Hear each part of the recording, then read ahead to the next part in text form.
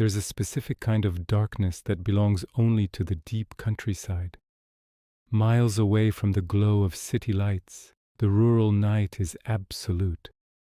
It is a place where isolation is a fact of life, and where the nearest help is always too far away. In the summer of 1955, this deep country darkness became the stage for one of the most terrifying, prolonged, and baffling extraterrestrial encounters in modern history.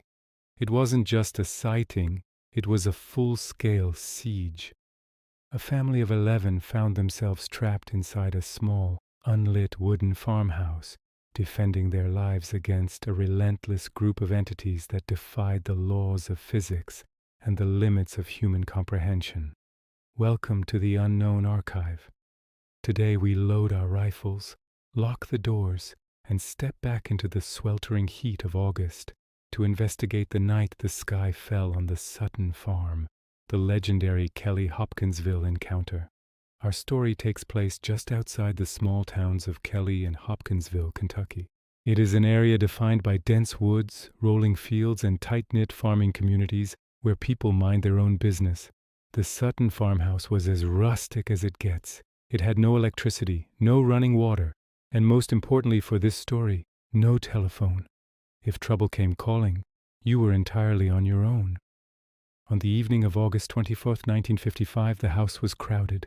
Elmer Lucky Sutton and his friend Billy Ray Taylor were visiting, bringing the total number of people in the small house to 8 adults and 3 children. It was a typical oppressive southern summer night.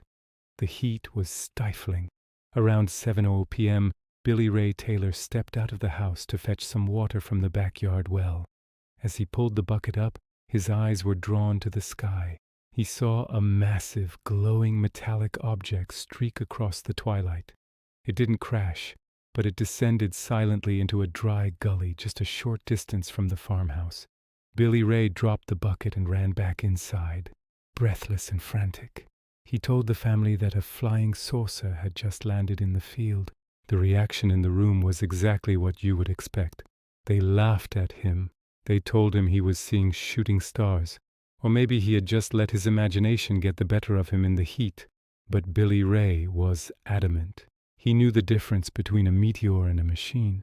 For an hour, the family dismissed his claims, returning to their card games and conversation.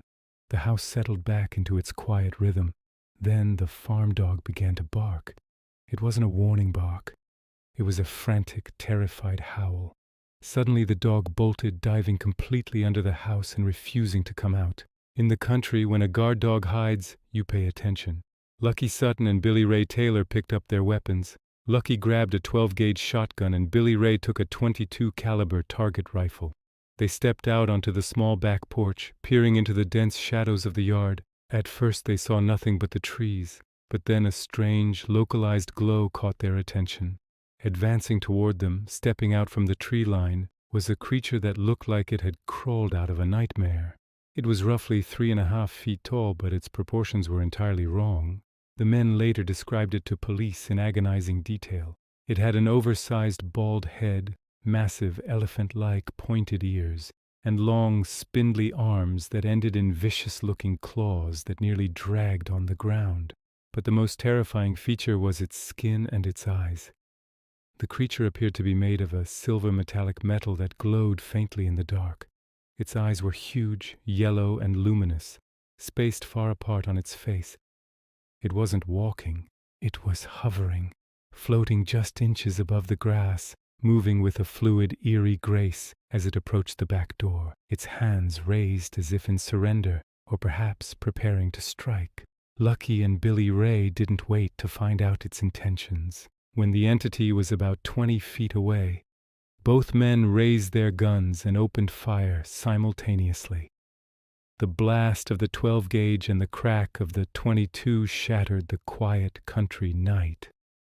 At that range, a shotgun blast should have torn the small creature to pieces. Instead, the men heard a sharp metallic clink, exactly like bullets striking a tin bucket. The creature didn't bleed. It didn't scream. It was simply knocked backward by the kinetic force of the impact.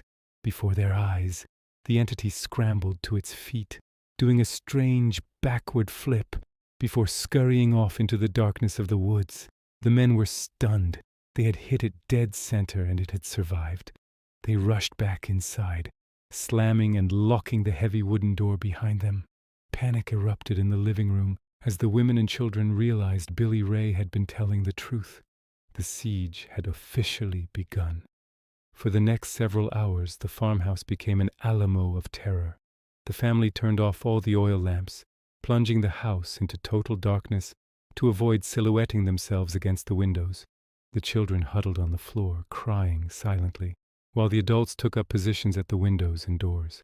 The silence outside was heavier than before. They were waiting for the next move. Minutes later, a face appeared at the window. The oversized head, the glowing yellow eyes staring right through the glass into the living room.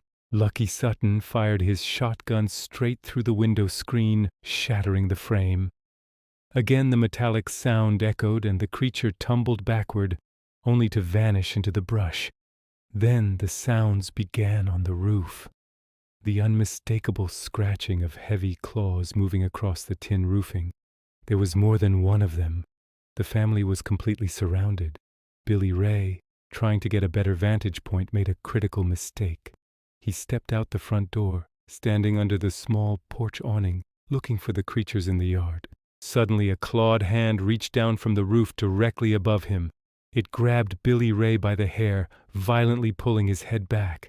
Inside the house the women screamed.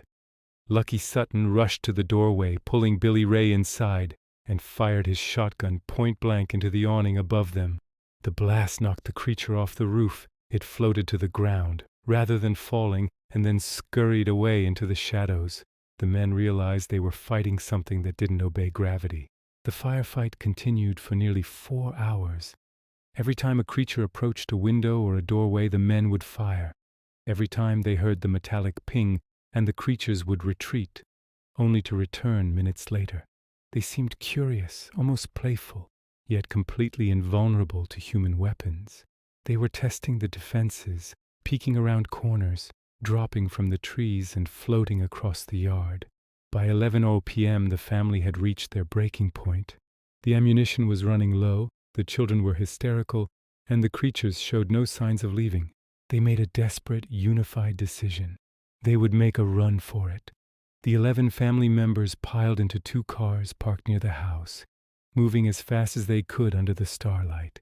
As the engines roared to life, they fully expected the creatures to attack the vehicles. But the yard remained quiet. The cars tore out of the driveway, speeding down the dirt road toward Hopkinsville. They arrived at the Hopkinsville police station shortly before midnight. Chief of Police Russell Greenwell was on duty. He took one look at the group and knew something horrific had happened. These were not people who normally ran to the police, Chief Greenwell later said. They were genuinely terrified. 2 of the men had pulse rates over 140 beats per minute. They were completely sober. The family's story was so incredible, so detailed, and their fear so palpable that the police didn't dismiss them as drunks or pranksters.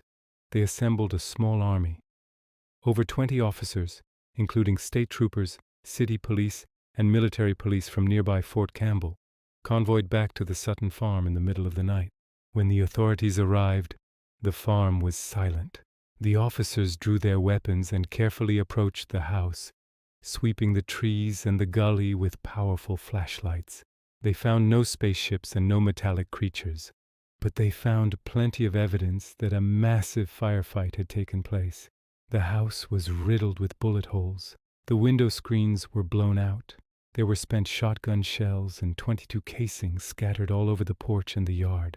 More intriguingly, the police found a strange luminous green patch in the grass where Billy Ray had first seen the creature fall. When an officer stepped on it, the glow disappeared, only to reappear moments later. They also noticed that the family dog, normally a fierce protector of the property, was still hiding under the house, refusing to come out even with a dozen men standing in the yard. The police searched the property for 2 hours. Finding no imminent threat, they concluded that the family had shot at something, but whatever it was had gone. By 2:15 a.m. the police force packed up and left, leaving the exhausted, traumatized family alone once again in their dark, bullet-ridden home. It was a mistake. The family locked the doors, hoping the nightmare was finally over.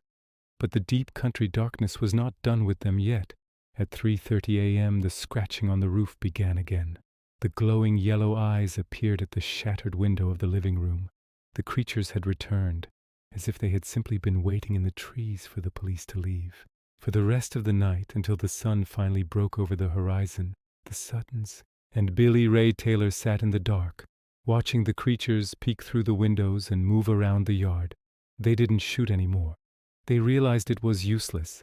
They simply waited for dawn, paralyzed by a fear that had exhausted their adrenaline. When the sun rose, the creatures vanished into the woods, never to return. But the damage to the family was permanent. The next day, the story broke in the local papers. Within 48 hours, it was national news. The Sutton farm was overrun by reporters, UFO hunters, and curious onlookers trampling the evidence. The Air Force's Project Blue Book, the official government investigation into UFOs, looked into the case. Their official conclusion is one of the most controversial in ufology history. The Air Force claimed that the family had been attacked by a flock of great horned owls. They argued that the owls, fiercely territorial, had been defending a nest. They suggested that in the dark the silver underbelly of an owl looked like a metallic suit, and the large eyes of the bird matched the description of the Goblins. The metallic ping of the bullets was supposedly the sound of buckshot hitting the tin roof. In the Unknown Archive, we examine the flaws in this official narrative. Great horned owls do not hover inches off the ground. They do not have long arms with claws. They do not survive point-blank shotgun blasts. And most importantly, seasoned country farmers like Lucky Sutton know exactly what an owl looks like. They don't waste hours of ammunition shooting at birds. Another theory proposed by skeptics is that a traveling circus train had derailed nearby, releasing a group of escaped spider monkeys dressed in silver suits. This theory is even more absurd than the owls. No circus train had derailed in Kentucky that month, and monkeys do not glow in the dark or absorb bullets. The truth of the Kelly-Hopkinsville Encounter is that it cannot be easily explained away. It remains a massive anomaly in the historical record. The psychological aftermath on the family proves they were not hoaxes. They made no money from the event. They charged no admission to their property. In fact, the ridicule from the press and the constant trespassing by the public forced the Sutton family to abandon their farmhouse just weeks after the incident. They sold the property and moved away to escape the stigma. Why would a large, poor family shoot up their own home, destroy their property value, and subject themselves to national mockery for a hoax that paid them nothing? Ufologists point to the physical description of the creatures.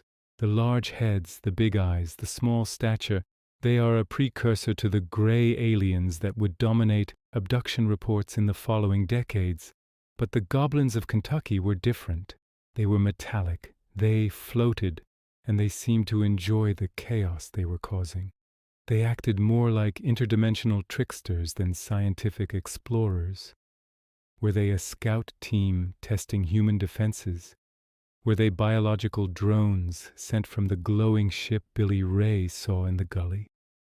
Or did the Sutton family inadvertently cross paths with entities that live alongside us, hidden in the deep woods, only coming out when the conditions are perfectly wrong?